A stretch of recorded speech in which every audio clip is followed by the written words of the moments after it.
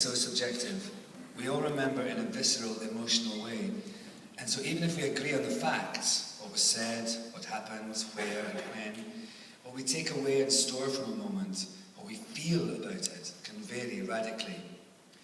I really wanted to show that it wasn't all bad in my family. I tried so hard to think of happy times we all had together, times when we had fun, when we laughed. In the interest of balance, I even wanted to be able to describe some instances of kindness and tenderness involving us all. But I just couldn't. I spoke to my brother about this. He drew a blank too. We remember happy times with our mum, safe, quiet times. But as a whole family, honestly, there is not one memory from our childhoods that is not clouded by fear or humiliation or pain. And that's not to say that moments of happiness did not exist. It's just that cumulatively they have been erased by the dominant feelings that colour all of our childhood recollections. I can remember us all in a Chinese restaurant in a nearby town. We hardly ever ate out together, so when we did, it was a memorable occasion. But there is something nagging too about my memories of that place, something that jabs at my heart when I think of it. I know that at least once in the few times we went there as a family, I must have been hit for some flaw my father perceived. Must have tried to hide my tears and humiliation from other diners. We surely had some meals there that were free of his mood swings and his tongue and the back of his hand, but they don't stand out for me. I can remember when I was very little in the living room at Panmure, at least 4 or 5 years old, playing horsey with my father. I see him balancing me on the foot of his crossed leg as he watched TV, and him bouncing me up and down to my squeals of delight.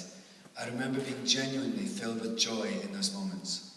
But as soon as a memory like that settles for too long in my mind, another darker one forces it to slide to the side. I see a freezing wintry afternoon in the sawmill yard. I am on the red bike I was given for Christmas, and my father has decided that today is the day that I must ride it without training wheels. To this moment, I have never once tried to ride without them.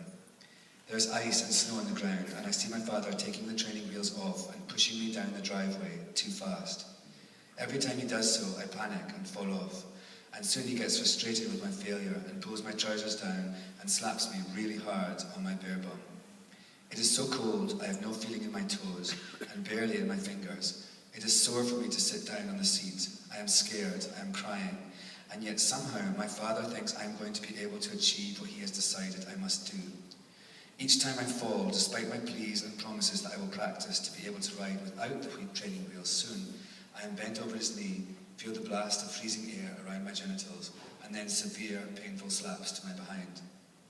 I don't remember how it ended. What I do remember is my mum washing me and getting me ready for bed in front of the living room fire later that night, and her gasping as she saw the ring of blue, black and purple bruises that had appeared. My father came in to say goodbye before he went out for the night, and my mother admonished him for his handiwork. "He's all right," he said, running a comb through his hair as he looked in the mirror. "You've gone too far, Ali," my mum replied as he disappeared out the door. Very, very powerful.